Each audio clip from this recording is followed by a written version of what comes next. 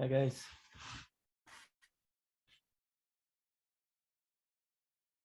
You're muted, David. So you haven't quite headed to Edmonton yet? I'm going right after this, about like around noon. Oh, wow. But you're not obviously moving everything because you're still set up at home. So you're just visiting. No, just going for a week. Yeah. Nice, nice. Yeah. Yeah, actually, a funny thing. So some other company approached me. They have offered me twice the pay and fully remote. So I have to think about it. I wasn't planning on switching jobs so soon, but that's kind of hard to ignore. Like literally 100% raise is hard to ignore. Wow. Yes, working. American company by any chance? Or Sorry? American company? No, they're in Montreal. Oh, wow. Nice. Oh, well, think about it. Yeah. So what else is new with me? Not much. I've been playing with this thing, which is remarkable. I don't know if you guys follow 2-minute papers, but the latest 2-minute paper does this full machine learning reconstruction of three-dimensional objects. That's quite amazing. Let me bring it up. Just seeing if Rose is going to join us.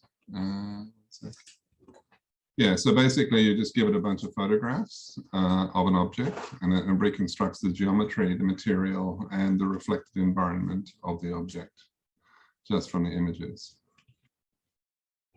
So, So what do you do with it? You make a bunch of people who model 3D objects for a living obsolete. You can literally just take a photo of any object in the world, and it will turn it into a virtual version of that object. I'll show you. Is it convincing enough? Because I know you have a lot of graphics experience. Like, would you think it actually replaces the graphic designers or whoever? I'll share my screen. Just one moment.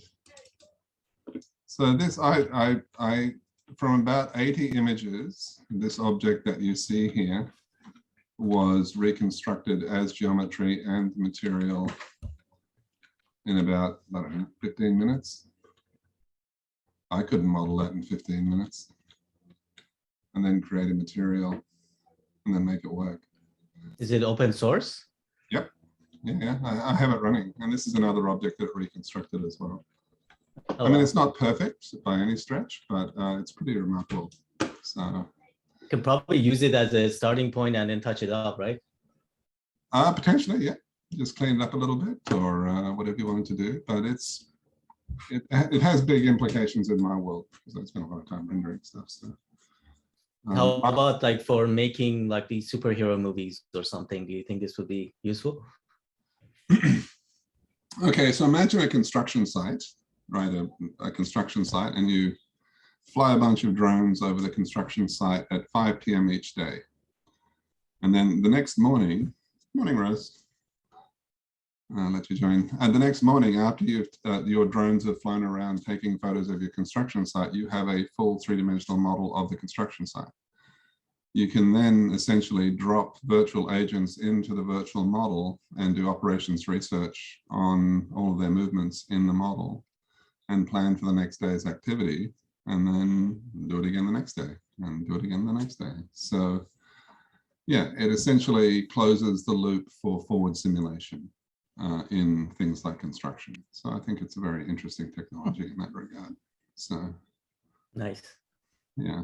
Can you share the link to the paper? Sure. No problem. One moment. Okay. I'll send it to you offline if that's okay. I just don't want to spend 5 minutes digging through, but it works. It's really cool. Yeah, if you have an Anaconda environment set up with a decent GPU, you can get it running in 15-20 minutes. So, okay. So is your friend able to join us, Rob? You know, I sent him the link. I mean, I know I'd be interested in this. He's got COVID going through his family. Right. So yeah. If he's not here, sorry. I don't know if any of you saw what I posted in the alt deep, but basically, Rob and I were discussing on Wednesday the possibility of trying to use unsupervised learning as an alternative to randomized control trials. And I was just interested in discussing that with you all to see if that actually had legs, and see what you thought about such an idea. So really, the way I thought about it was that if we run an unsupervised learning algorithm on a bunch of agents or people, and we discover invariance in many aspects of those agents, so they're very similar in many ways, and some of them have good outcomes and some of them have bad outcomes as time goes by, we can identify those individuals who are having good outcomes and bad outcomes, and then share that information as to the potential causes of that with other people in their group. So there's no explicit diagnosis or explanation. It's just, we ran an analysis. We found that you're very similar to this group of people. We found that this group of people responds to this intervention in this way. Thought you should know. Is that, because we're not trying to deconstruct that into an explanation and all the other stuff that we do. It's just this very soft kind of, we found a pattern, you're part of the pattern. Other people also who are part of that pattern did this and this happened. It might happen to you too. It goes back to the whole distance metric discussion, right? I mean, there are, as you said, there are many or maybe infinite number of ways you could compare to individuals. Like you could go all the way to the genetic level, molecular level, to their history. Like, I guess to get this to work, you need to really have a good set of features that you think similarity between which is have some kind of causal connection to whatever outcome you care about, right? So that's sort of the problem. I would say that's the hardest part of the problem, right? If you just have a data set of age, gender, whatever, all this stuff, I mean, you can do this, but I guess you have no reason to believe if two people are the same age, they're going to respond to the same medication, right? So it's still coming from the domain knowledge, right? So you still go back to what Pearl was saying, like, so randomized control trial are trying to eliminate the need for domain knowledge to some extent because you use randomness to tease out these causal connections. But if you want to do it without it, that has to come from somewhere, right? And Rose, you've also made the point many times that the kind of data we actually have on people wouldn't be particularly salient or yield useful invariance in this scenario, right? You're muted, I think. I can't hear you. No, we don't have your audio. Yeah, you're on. You can't hear you, Rose. You're not muted, but you're not muted, but odd.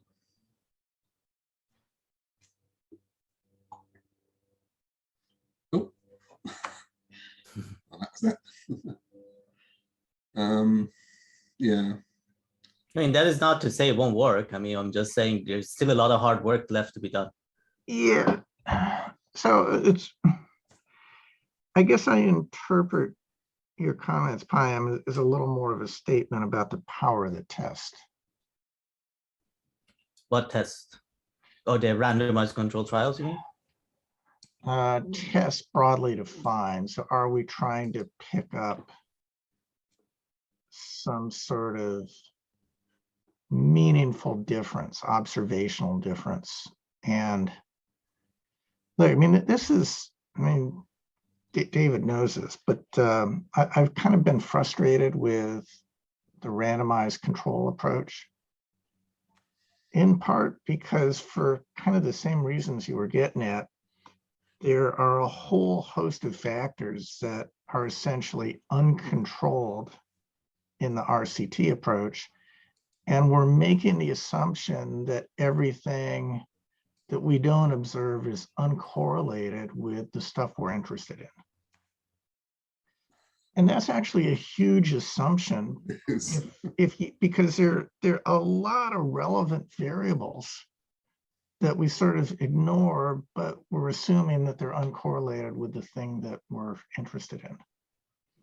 So in that sense, but is that true? Is that true? I guess I'm trying to understand it better, because I thought the whole point of the RCTs were the randomization would make sure only the good correlation will come out and the bad ones will sort of cancel each other out because they're spurious. So if you have enough, like in theory, maybe in practice, what you're saying is the problem. But in theory, if you have a very large sample set and you pick randomly, you should not get any spurious correlations coming out as causal. That's the whole purpose of randomization if it works, right? I'm not an expert, so maybe I'm missing something. So I mean, but again, that's the assumption that the randomization part renders all the other things that have an impact essentially irrelevant, particularly in large samples. Okay. But my whole point is there's a whole bunch of stuff out there that's influencing the data that we observe. And essentially what we're doing is we're kind of punting on all that stuff. And I think a more precise approach would be to try and incorporate it into the analysis, at least to some degree. So, I mean, I look at these RCTs and I think, what you guys are doing is basically creating a test process that has a really low statistical power. And so that's kind of, I mean, when David tossed out this idea about using, clustering methods, unsupervised learning, I was originally sort of taken back, but then the more I thought about it, the more sense it made.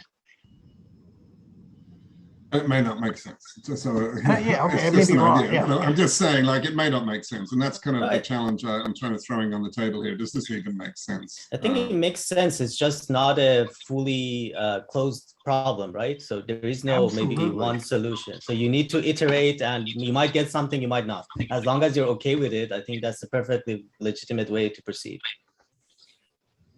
But again, I mean, we kind of have the same problem with the RCTs. We're just kind of sweeping it under the rug. Rose, do you have any comments here? Oh. Yeah, can you guys hear me now? Yep, perfectly. Right. I think the problem is that with most of the medical data sets, you start to see these paradoxes that show up that are not always causal, but they're due to the system. So I think is it Berkshire paradox? Berkshire, not familiar. Where like you'll see people with a particular diagnosis, and then there's a very high correlation between that and some other diagnosis just by virtue of being in the system. The sort of stuff you shouldn't see, like if you do a randomized control trial, you shouldn't see that. Whereas if you're using a hospital data set or a set of medical records, you've already pulled out of the main population, right? You have people who are sick, and interventions are already being applied in terms of diagnosis tests that are done, et cetera. And so you'll start to see a very different set of presentations. And that's what's so hard about doing observational studies in medical data sets. It's basically selection bias, right? Yeah, it's a form of selection bias, but it's even more than selection bias because things are being done because you're in the system, as opposed to like selection bias is a little bit different. Like there are additional tests being run that will surface things that might otherwise have not been surfaced. And probably even treatments, right? Sorry, say that again. And probably even treatments are given to those people that are not given to this. So that's even another level of bias. Right. Yeah, it gets very, very difficult. And it's not that you can't do it, but trying to come up with a data set that can work for that is very, very difficult. And you have to be very conscious about what you're doing. A lot of the observational studies that come out, they're really like, it's very easy to attack them. it's very easy to come up with rationale for why you're seeing certain things. And so a lot of the time they don't tend to hold water, which is why I think randomized control trials play such a big role in medicine. Okay, so maybe I'm missing something here, but why don't RCTs have a very similar set of problems? I think they do. I think they do, but okay, so we've got a criteria, right? We've got a criteria for what you have to do to be in the RCT sample.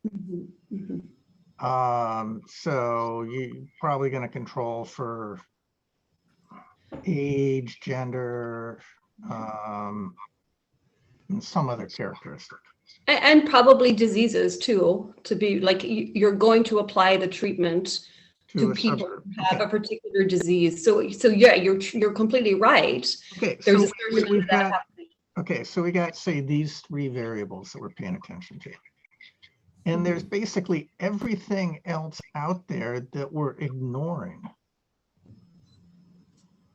when we set up our RCT. And now what we're doing then is we're saying that everything else we're ignoring is going to be uncorrelated with the treatment effect that we put in place.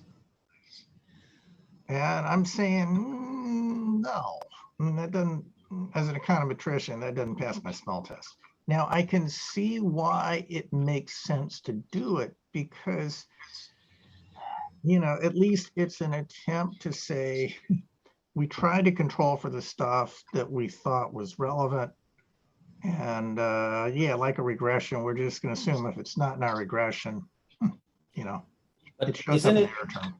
Isn't it kind of backward? I guess, again, correct me if I could be totally misunderstanding this, but I thought the purpose of RCT is to whether or not to reject some kind of null hypothesis, right? Like if something doesn't have an effect, you might miss a whole bunch of things that do have an effect, that correlation, but you don't care. You just want to see in random sets of population that could have other characteristics you don't care about. Is the drug effective versus not, right? And you randomize to as much as you can, but I don't think it's, so this is the thing I don't quite understand. Like, I don't think the assumption is that you have removed all the correlation bias. I think it pretty much is that. So in my, you know, again, I haven't studied this stuff, but I've seen it a number of times. Really, essentially what you're doing is you're running a linear regression and your independent variable is a dummy variable. Are you in the treatment group or not?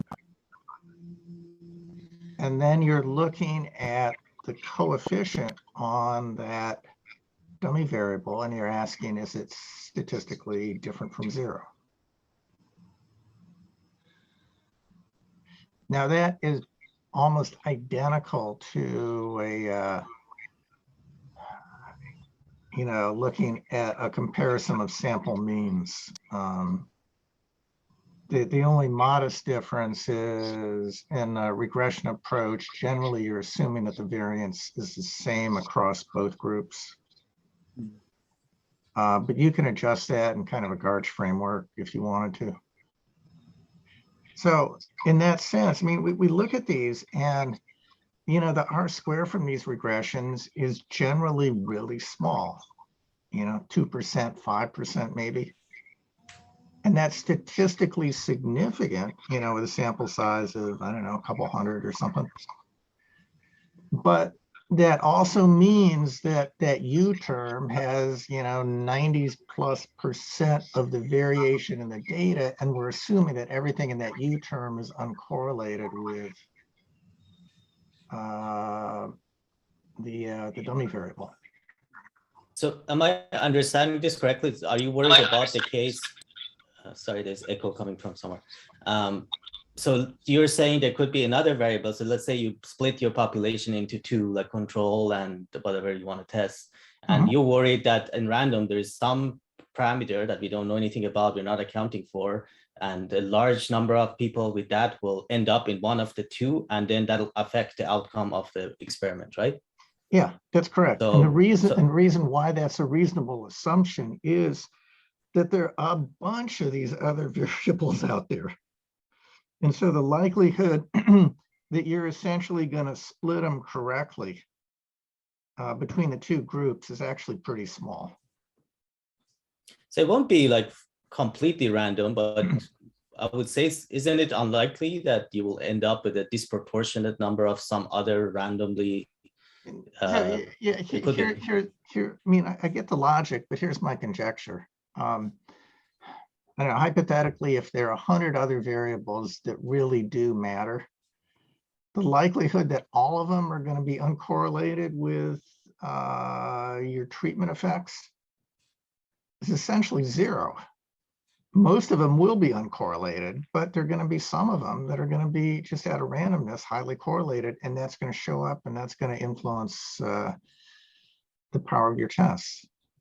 Now, that's not an indictment of RCTs per se, but it's just sort of a recognition that, you know, we're making implicit assumptions about what's going on. And part of the virtue of sort of this unsupervised learning approach is, you know, we can kind of let the data sort some of this stuff out.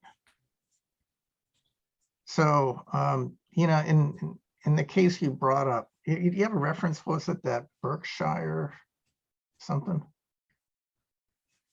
Berkshire paradox. The paradox, is that what you were saying? Oh, I was asking if you had a reference for it or something. I can find it afterwards. I need to, it's a while since I've looked at it, but yeah, I'll find it afterwards. Yeah, there's the Berkshire paradox. Yeah.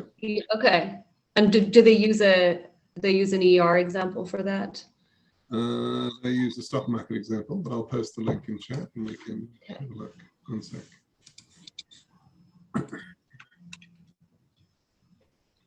Oh, that's actually .com. Goodness, never mind. Sorry. There's the Buffett paradox. I don't think that's the one you want. Anyway. Yeah, all right. Sorry, that's a bad link. Sorry, just ignore it. My bad. Sorry, I just first thing that popped up. I'll let you find it, Rose, and post it. Yeah, I'll send it out. Perhaps we should talk about it next time. But so at any rate, so suppose, let's take your example, Rose. Suppose people who have been diagnosed as some characteristic are also diagnosed with some other one.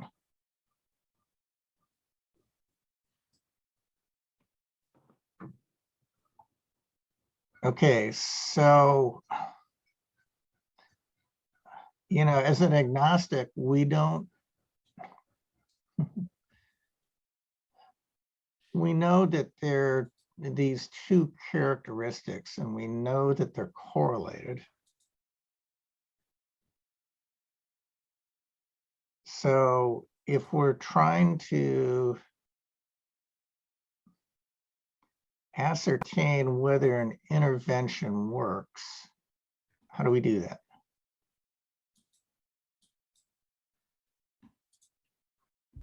You control for one and see what the effect is on the other, and then you control for the other, and you know, the usual suspects. Okay, so that suggests kind of two types of tests. Yeah, so, you know, if we're going to put this in a regression format, I'm not saying this is a way to do it, but it's a way to think about it. You've got one group, say you got, you know. Can you clarify for me for a second? I'm confused about what you're doing right now. Are you saying in an observational study we would, or in a randomized control study we would? I'm right now I'm thinking about an RC, yeah, a kind of a control study. Okay. So it is randomized as much as we randomize. Yeah, I'm just thinking through this stuff as we go, so I'm not sure it's going to make sense. I think doing what you're talking about makes a lot of sense to apply on top of something that's already randomized. And it's not that there's no value doing it in a data set that isn't randomized, but you have a whole bunch of other problems that you need to try and understand and account for. And it's not that people haven't tried, because they have. It's just it's more complex than anybody realizes until they get into it. Well, okay. One of the things I have seen in the kind of the clinical testing area is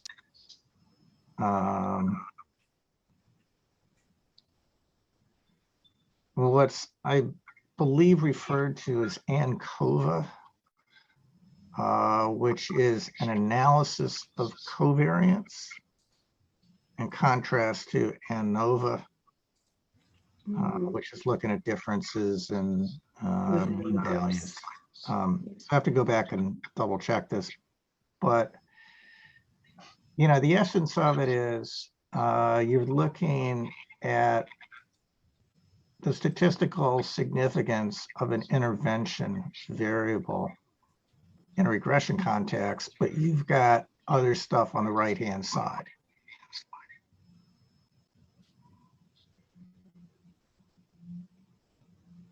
So you're explicitly controlling for other factors within your, within your underlying population. I don't know, maybe age or something like that.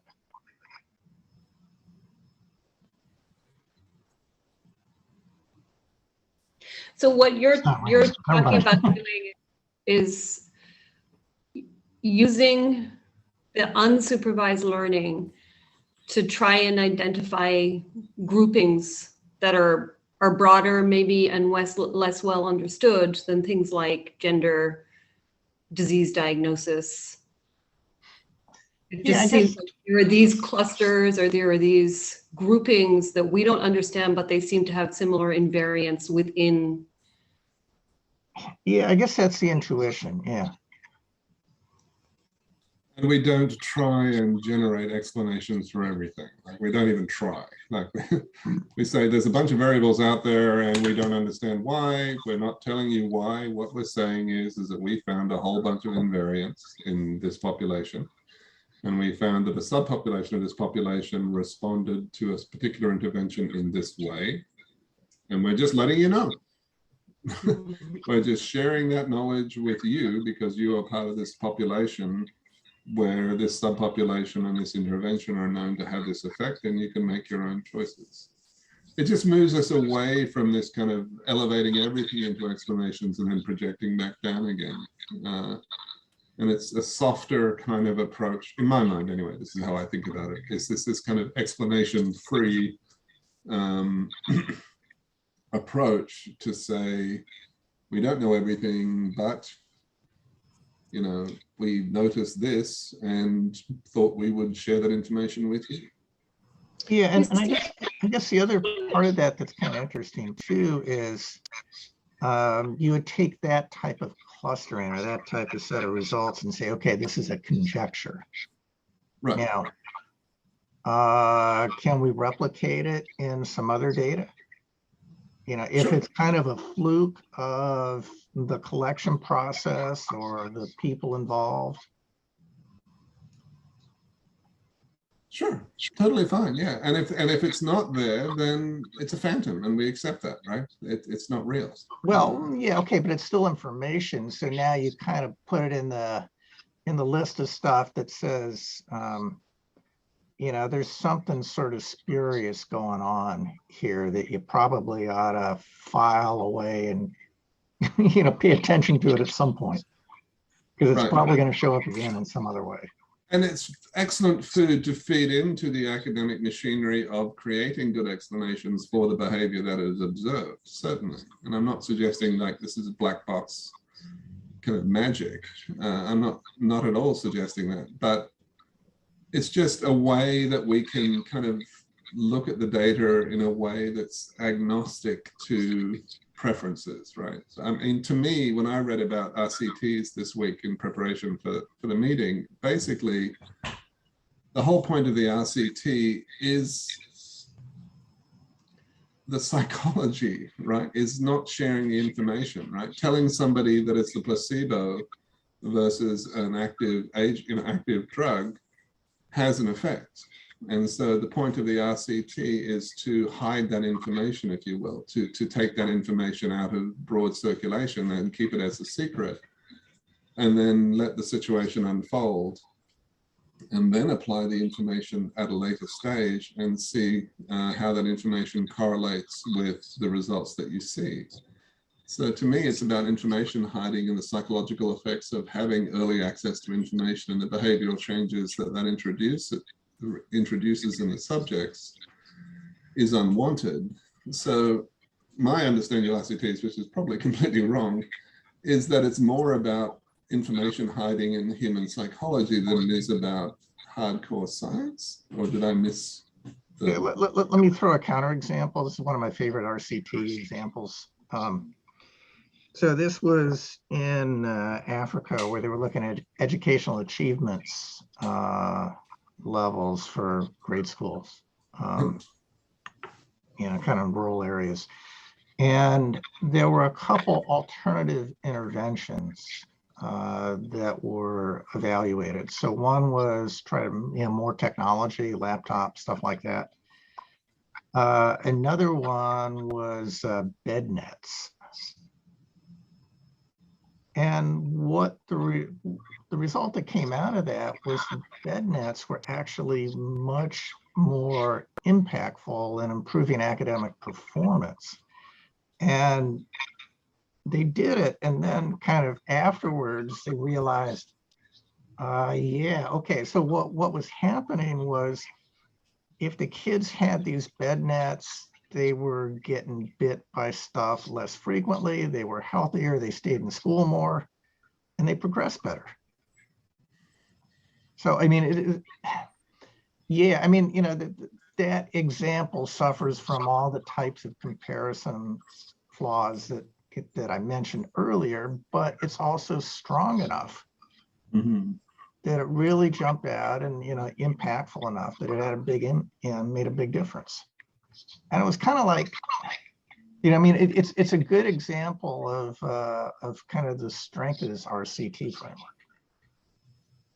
But I'm wondering, going back to your, I guess, idea of using clustering to do this alternatively, like I can see one major issue with it, which I think is shared with it's the same issue that you're mentioning with RCTs, is that, so you end up with a bunch of variables you cluster over, right? So let's say you did some kind of treatment, and let's say we don't know anything about sex of human beings, that there's male or female. Let's say we had no idea, and we just randomized, we didn't account for it. So you get some data that doesn't have that feature at all, which if you had it, it would maybe completely break the two parts of the data into very clear clusters. But if you don't have a variable and you don't know that you're missing it, your clusters aren't going to be any better than RCT. It's the same problem. Like if you don't know what you're missing, you don't know what you're missing. Whether you're clustering or doing randomized trial, at least with the randomized trial, you're hoping that the randomization would make that variable distributed equally, so you're less affected by it on average. Whereas in your clustering, you will be fully affected by it, and there's no way around it. Okay, so if that's true, and I think it is, the clustering would sort of be a first step. So then you would have to say, okay, can we find subclusters within this that are relevant by looking at other information? Yeah, but how would you cluster if you're missing a variable? Like, how do you even start? Like, okay, so we've got a latent variable. We want to cluster on a latent variable, right? yeah, so let's say it's a latent, very important variable that is critical to your study, right? Okay, so how do we do that? So yeah, go ahead. Go ahead, Rob. No. I wasn't taking it that way. So I was being opportunistic. Sorry, my thinking process was very opportunistic, which is to say, what data do we have, right?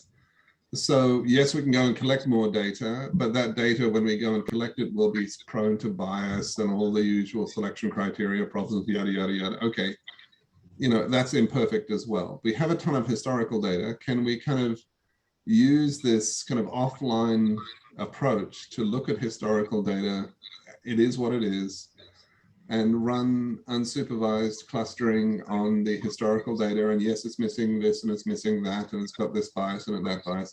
I know, I'm not saying it doesn't, but can we essentially mine the landfill for gold? Can we try and look in this historical data in an offline way and see if we can like cluster it at one point, identify a bunch of individuals, and then do a time series analysis of those individuals from that point forward and recluster and say, okay, these individuals moved from this set of invariants to this set of invariants, so there must be a series of interventions that can lead you from here to here. We have a residual population that wasn't able to make that transition. Can we help them make that transition if we believe that transition is a positive one? Yeah, I think that's basically probably the best you can do, right? Yeah, but I just thought of a good example that might help. So going back to the case that, let's say we don't know anything about human beings having sex, right. And you let's say you have height in your data, and you cluster and you get tall people and short people, and you would think that the height is actually the differential between why a treatment worked for somebody or not, whereas it's actually the fact that they're male or female is doing it, and the height is correlating with the sex, and you're getting it completely wrong. And then you can go do intervention of making people taller without realizing that making maybe women taller has no effect versus making man taller is good. I'm just making it up, but I'm just like constructing an example. No, actually, you're not making it up. That's what happens. Okay. The system is full of holes. There's bias everywhere. Yes, yes. There's also just good old-fashioned exogenous noise, right? There's weird shit coming in from space that's affecting everybody. So we can't escape that. There is no perfect predictive model. And I guess RCTs have a purpose politically because they allow an institution or a company or something to make a claim and have some statistical meaning behind that, sure. And this doesn't offer that. So I don't think this would have much commercial kind of, wouldn't be liked much by the commercial field or the institutional fields, because they want to associate their brand with the discovery, right? They can't just say, well, we found it in the data and we don't know what it means. That's not going to win you any Nobel Prize. But I feel like it's probably, I don't know, maybe I'm wrong, but I feel like it's a little bit more than politics. I would say RCTs is a different level of, I think they're a lot more reliable than doing unsupervised learning. They have their problems, but they're basically the gold standard, the best we can do. And it has lots of flaws, but I don't think it's in the same level as doing unsupervised machine learning in sort of observational data. I don't think they're in the same footing. Like imagine the classic case of whether smoking causes cancer. Right. If you were actually able to randomly assign people to two groups and make them smoke versus not, if you were able ethically to do that experiment, I'm pretty sure the results would be like, people would accept that result more than grabbing a data set and doing clustering versus of people smoking and not smoking. Even that's why I asked the question and I didn't make the claim, right? Because you could be very much right. I just don't have a good intuitive grasp as to why that is the case, but that's just my ignorance. That's not a statement of. But in that example, I bet there would be, I bet there are going to be clusters on sort of family history. I bet there'd be clusters on behavior and smoking. I bet and even if you didn't, geography. Yeah, I mean, so I bet that kind of stuff would start to show up in the data. I think there are a lot of people working on this. Like, I think people are doing this right now. And the difficulty is the data set, right? If we're talking about medical data, that's what everybody is trying to do in some form. And it's what data set do you have access to? And so there are a ton of people doing this with claims data because it's the one that's most widely available.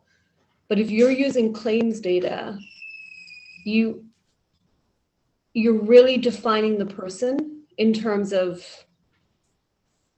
in terms of the system, right? Patterns of charges that come through, right? And so in my opinion, that gives a very biased view of a patient. I think there are people who are also trying to approach it from a genetic perspective, or there are people trying to do phenotyping based on EHR. Like there are a ton of people, like when you go to the medical conferences, you'll see people presenting papers on stuff like this all the time, where they've done various phenotypes based on EHR data. And a lot of the time it is using clustering or something similar to do it. So the biggest problem from trying to apply this in medicine in any way is getting a data set that you can start with. And it really is a start, right? Like, and then you start to discover all the stuff where you're seeing weird paradoxes because of the system, as opposed to because of some causal chain that's happening with the patient. And you just get in a cycle then of trying to clean that data up or eliminate variables that are. Okay, so Rose, what would that data look like? Which data? The good data. I mean, that's the challenge, right? It depends on the problem. So, I mean, good data would look like purely objective, if you can, right? I think as soon as you get into diagnosis codes and stuff, the game is over, right? Because you're already defining it in terms of things that aren't really there, that are just ways we think about things, right? We're already into categories, and you're just going to get into narrower and narrower categories. So you want lab results. Yes. So you want kind of objective data and not so much a person's interpretation or classification. Yes. Of that. Yes. Yeah. And even, okay, then even with the lab results and things like pharmaceutical interventions or whatever, there are problems even there, because testing for something, it happens for a reason, right? We don't go out and test everybody for everything, right? A test is done because something has come up in the right medical history or something, right? There's some reason a test is being done. So you don't necessarily know what those results look like in other people.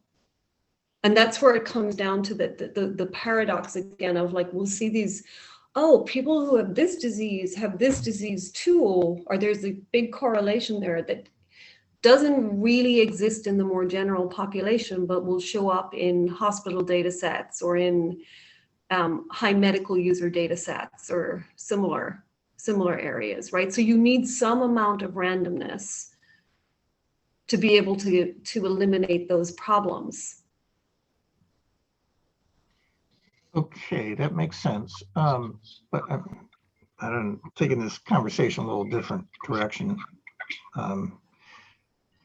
But you could do things in principle, like if you're looking at a group, sort of more of a comprehensive group, like in the US, it'd be Medicare. So that's CMS. So that's pretty much covering the bases, or kind of an HMO, that'd probably be more relevant in Canada, where you got a group of people and you basically, you're treating them, but sort of more on a sort of holistic and life cycle basis. There's less migration from one insurance provider to another. I mean, that's why I work at Kaiser, right? That's the closest we get to something like that, where you have. Yeah, so then the next thing is you need some sort of dispersion that's sort of independent. So maybe like in the US, regional differences in doing things. So, I mean, this may sound weird, but they're actually significantly different treatment patterns and expenses associated with knee replacements. So, you know, the people in the Northeast do it differently than people on the West Coast. So, I mean, is that the kinds of types of variation that you're getting at that would enable you to kind of disentangle some of these effects?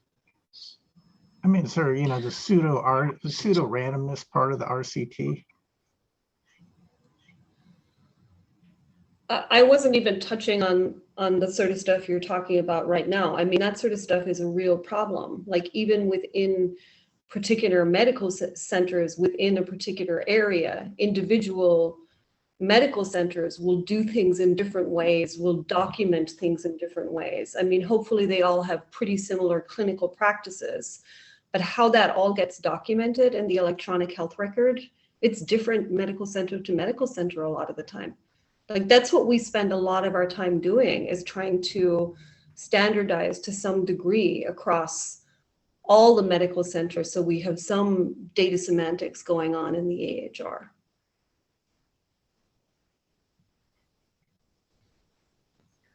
I wonder, maybe another way of looking at this problem is maybe we don't necessarily need to focus on getting the clusters correct or getting the results correct. I mean, the better question is, how do you correct your mistakes in a way that gets you at least towards the right answer?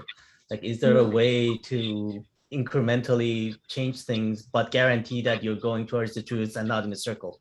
I think that's what I would be interested in, because I think clusters could be wrong or could be right. You don't know, but once you have it, where do you go from there? I guess maybe there needs to be it's a really great point, because a lot of the time I think the problem with the way we do things right now is we do a randomized control trial and we say like, oh, that's a fact. This makes this better.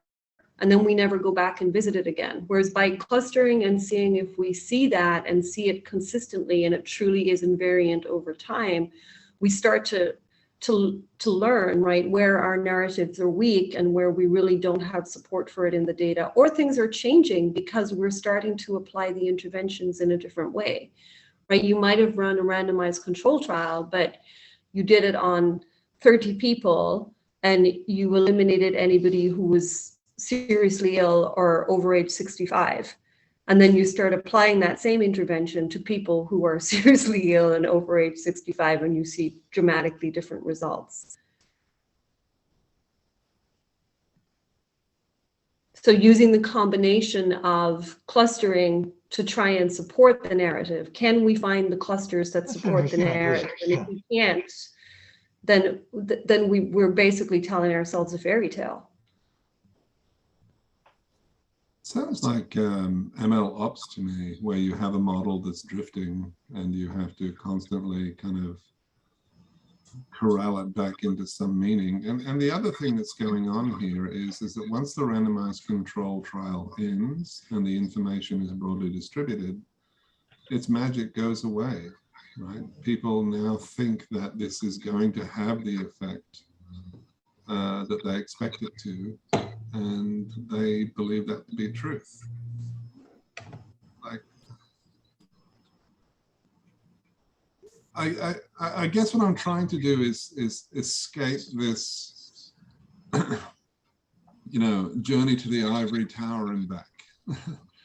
Right? Do we need to go to all the way to the ivory tower, all the way up, and come up with an explanation as to why something is, and then disseminate that knowledge to everyone? Can we do something that's a little bit less grandiose, but potentially very useful? Like, I'm not talking, like if there was a website out there where you could answer a questionnaire, right, about yourself anonymously, if you like, you know, and you can bullshit if you want.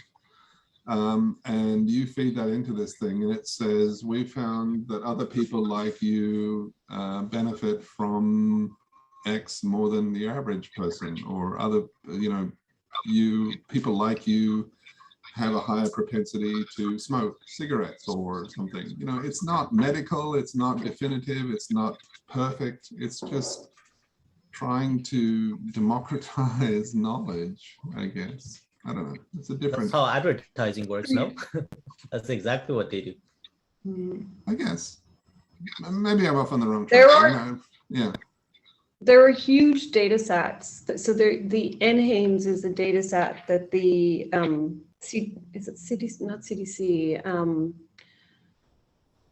one of the large government-run organizations puts together, and they basically do a random sample of the population every year, and they go out and they do a bunch of lab tests and they ask people a bunch of questions. And it's the closest I've seen to a data set that I think like, oh, this is a well-constructed data set that you could actually use for something. But they've been using this, they've been doing this for years, like decades now, right? And when I've tried to use this data set to do clustering or something on, for example, particular lab results or something else, they still don't have enough data to really do it, right? And this is a well-run, well-oiled machine that have been collecting for decades, and you still run into difficulty with having enough people to meet your needs. How many observations? How long, approximately? So I think they do 5,000 people every year. Okay, different 5,000. Different 5,000. They move around, right? But you can get, like, because it's randomized, you can get to some degree of similarity through that, but they don't do every single lab test every year, right? So when I was looking at like thyroid stuff, there might be like a 5-year, I think I ended up with maybe 5,000 observations. 10,000 observations, I don't remember. I think maybe it's 10,000 observations where you have lab tests for these people. And then you have reports of what other medications they're on, etc. When you try and break those down into smaller groups, those observations don't go very far when you're looking at a population that are taking like 5 medications was not unusual at all. A lot of people were taking 20 medications, right? When you try and pull that apart, that's a difficult, like you need a lot of observations before you can get to the point of, oh, here are other people who are truly similar to you. And we have enough information to say, I have something valuable to tell you here. I see. I guess I'm a little more optimistic, Rose. With observational data sets? I don't know, it may just be my arrogance here. But, you know, I kind of view data as, it's got a story to tell you. The question is, are you smart enough to listen to it? Mm-hmm. I agree with you. And that's why I liked a lot of the Pearl Barnbaum stuff, because I think they do think about the difficult problems with trying to apply some of this stuff to observational data. But it's hard. And you need a huge data set. You can't do it with a very small data set. And getting access to a huge medical data set that actually is useful as opposed to a historical record of how we charge for things, that's hard too, right? So, I mean, you guys, how many, you know, I mean, how many patients do you cover? It's, you know, like 20 million or something? Like 4 million. Oh, shit, that was bigger than that. Okay. Big number. But still, and you've got certainly the claims part of it.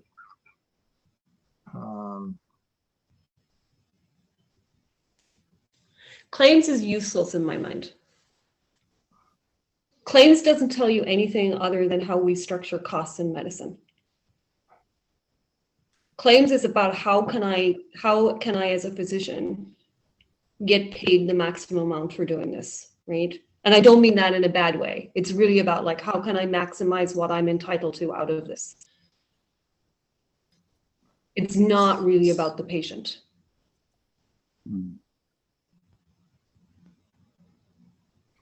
I mean, there are a lot of people doing a lot of stuff with claims data. I think more so than anything else, because that data is more widely available.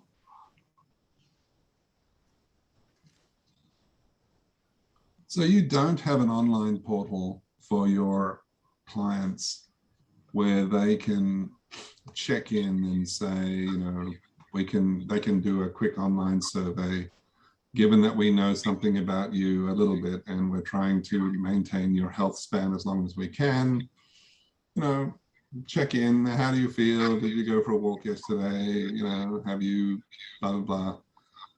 And then that information is used to, once again, just have this kind of ongoing, non-threatening, non-clinical conversation with people about, well, other people who are similar to you in our database have benefited from this. Like that dialogue, without being mediated by a healthcare professional, is unethical, I think, is where I'm going. That is unethical, right, to do that for some reason. No, I mean, Netflix is trying to solve a similar problem, aren't they? Well, they do it by what you watch. Right. Okay. And So Netflix can do whatever they want, right? Like it's a very different structure of organization, right? You opt in. You know, Netflix tells you how much they're going to charge you. They tell you what their privacy policy is, right? Nobody is saying what's the ethics of what Netflix can or can't do. yeah, I mean, I guess I was thinking about it more on the recommender engine side. You like this, you did this, so people who did this enjoyed this. People who have this health characteristic might enjoy this. So I think it's done at a much coarser grain. Like people within a certain age group should do these things, right? Okay. Right? People of a certain age group should have these tests. People who get these kinds of results on these tests should do this next, right? That's basically what the entire medical system is. Yeah, but yes, suppose we think of sort of non-FDA approved stuff. So give me an example.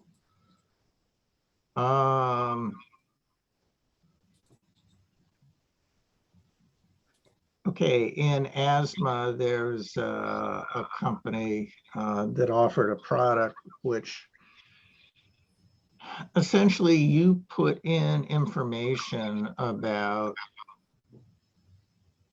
your asthma history, and it tried to look at things like your behavior and your environment and air quality and stuff like that, and make recommendations about, okay, it looks like, you're kind of, not doing so well on your asthma. The air quality looks really crappy today.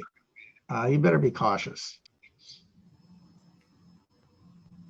Right. So, I mean, those business models do exist.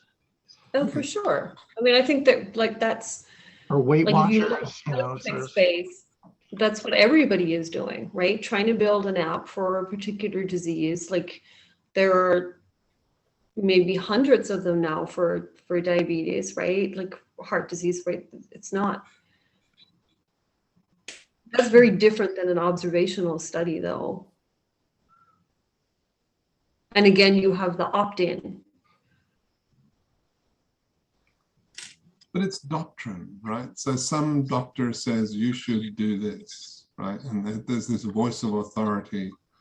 It's not just as a group, this behavior has emerged that's positive, right? It has to be adjudicated by somebody who has a badge and an honorific title and all this other stuff. Right? We can't escape Can I this. just jump in for a second? It's not some doctor who says it. Doctors are told what to do now, right? The days when a doctor got to say, I think you should do this, right? Like those days are over. It's all based on randomized control trial, right? Doctors' Okay. hands are tied to a large extent in terms of what they can do. I see.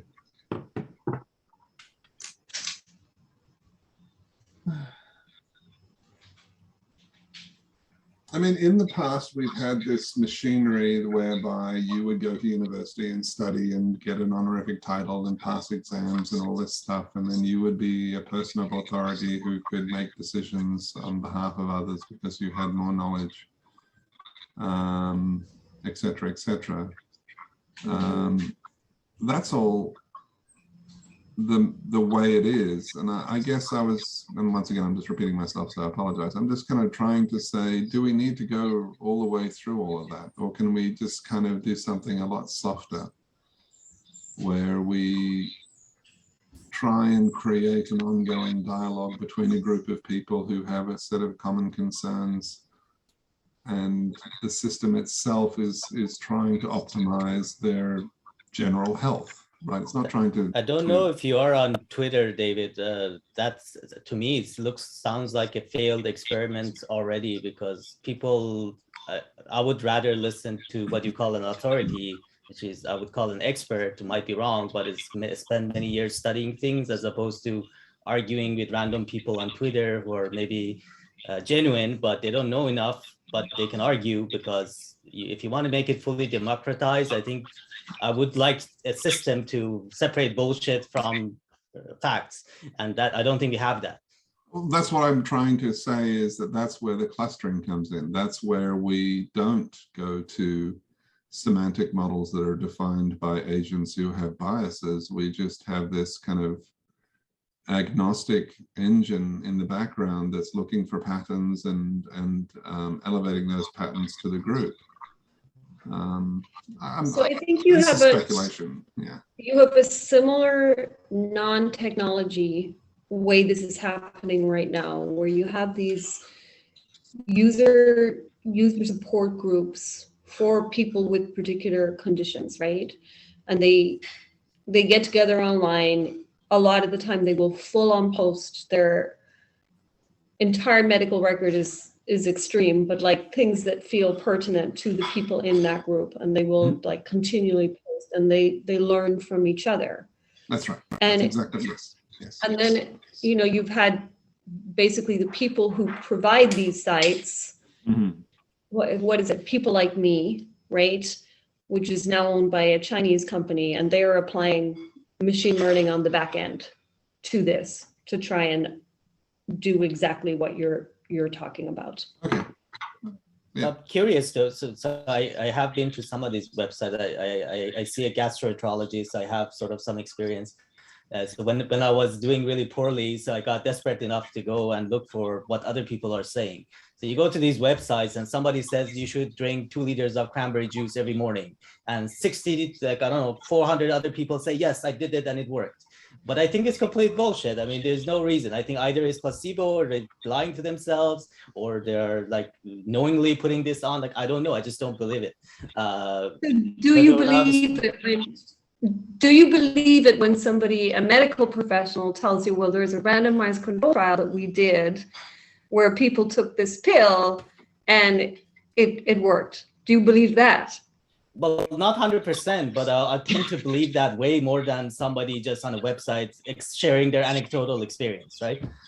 So part of the reason I study the thyroid stuff is because it is so interesting when you see the adversarial things that happen between the medical profession and patients who take things into their own hands and try and make recommendations to each other, especially with something like thyroid disease, which has been around for a long time. And you look at a lot of the randomized control trials that have generated our ontology of how we think about this. Like a lot of the early trials, there were like 10 people in them. Right? Like, how can you possibly say that you know something about anything when you're talking about a sample of 10? And then we build up this knowledge. We're using these, we do this test, that now we're doing this test so broadly. Like, there've been huge arguments about whether we should go out and test the entire population for this. And if you're not showing in the normal range, we should then give you this intervention. Who do you think is like encouraging that the entire population should be tested for this and the intervention should be taken, you know, to protect people? Like, it's It's really crazy. And so, like, who do you believe at the end of the day? Yeah, I mean, I think all those, all those things you're saying are totally valid, right? But I mean, going back, I guess, to my personal experience, I am on some super expensive drug that was probably developed through some of these RCTs, and that was the difference between me like getting a major surgery 5 years ago, or I'm completely fine now. So it worked for me. So you could say it was random. I don't think so. I tried many different things before it. Some from even naturopaths, like homeopath, all these doctors who came up with whatever, you take more and more prednisone, but this thing works. So it's an expensive thing. It went through that system. So there are cases, obviously, that this works. And I totally believe you that there are many cases that it doesn't. And I'm sure their objective was to get as much money out of me or insurance as possible, not to, help me. But I guess that's how capitalism works. I'm glad they did this and they got the money out of it. It's working for me. So I don't want to burn down the whole system. I think there's many cases where it's actually working. So yeah, I agree with you. I totally agree with you. Like, that's the difficulty, right? Like, we can all base it on our own experience and say, like, I think that whole thing is junk, but it works for some people, right? And that is the problem we're trying to solve. How do you find which group you fall into? And is that based on some objective piece of your biology, or is that based on something else?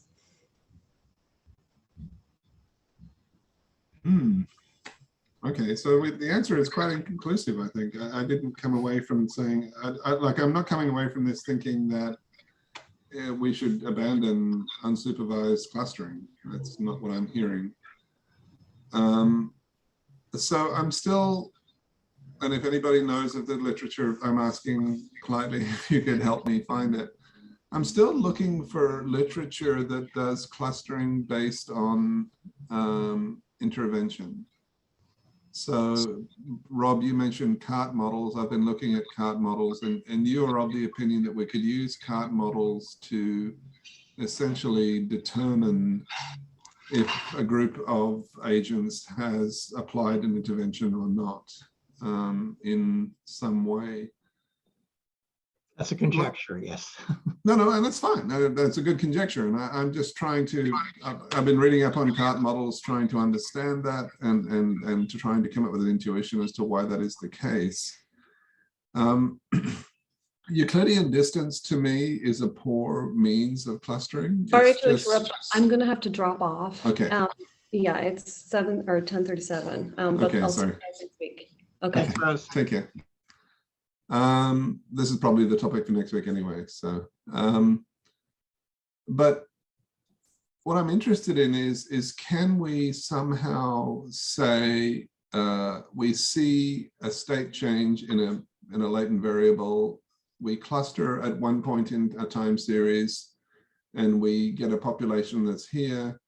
We then cluster at a later point in the time series, and we see that a bunch of the agents within the original cluster have moved to a new cluster. And that movement between clusters actually is an intervention or a series of interventions or some path through a Markov blanket or something that allowed them to make that migration.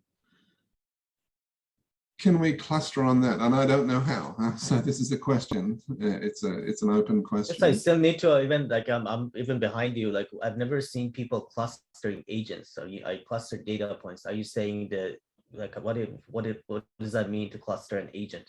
Okay, so in my simulation, at the beginning of the simulation, nobody knows anybody, right? So you have a bunch of agents in a simulation at time 0, and everybody's a stranger to everybody, right? Mm-hmm. Then you go back to the simulation after it's been running for 3 months, and you find out that the people on the first floor all know each other now, right? Mm-hmm. So that new cluster has formed, and the means by which that cluster has formed is that they have run into each other and become affiliated with one another, and then associated with one another, and then they've formed relationships. So how do you represent that in a tabular data? Like how do you represent that data? You're using cluster, I guess, in the like a social sense, right? Not well, now, because I'm creating the simulation, I can infer all the clusters at any point. So I'm not actually, like looking at the data as a black box because I have the generative model. Mm-hmm. But we would love to be able to look at some data, like we're trying to capture data for students in student residences because it's ethically okay to do that. Can I run some data analytics on that data to try and infer something? I don't know. Yeah.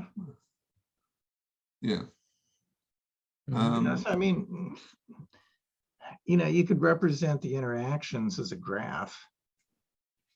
Right. And we tried that. It gets very noisy. It's very hard to understand. And then the part of the challenge is, if an individual is a graph, they interact with another individual, but then those interactions between them kind of trigger a different path. Right. And their behavior changes as they move from being strangers to well-known, right? They greet each other more often. They spend more time talking to each other. And this is just in that simulation. I'm trying to be much more maybe you could cluster based on the distance being the frequency of an interaction between two different points. So if they see each other every day, they should be very close to each other. If never seen each other, they should be far apart. That's not bad. Yes. So, yeah, I mean, along those lines, I think the clusters could help identify sort of the natural metrics. Right. Right. I like that word. Thank you. That's a very good word. Natural metric. That's very good. What do you mean by that? Emergence, right? The whole... Okay, so you said, how often do they interact with each other? Makes sense. Okay, so, that could be, if that is sort of important, that's likely to show up as a cluster, those who interact versus those who don't. They can probably make an animation out of this almost, right? Like, let's say you start, everybody's like uniformly distributed and away from each other. And as time goes by, these clusters form, and then eventually everybody maybe knows each other. Some people are closer to the center where they interact most, and then some people are farther away, they interact latest. I mean, I don't know what you would do with it, but I mean, you can do it. Very good idea. I'm going to try that. Thank you. Yeah. All right, guys. Yeah, we're running a bit long.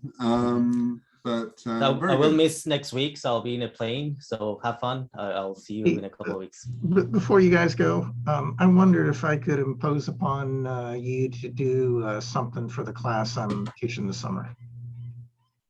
Sure. I'm not quite sure what that will be. So, I mean, David, you could talk about some of your social interactions. I'd love to. Yeah, no, that'd be fun. What is the class on?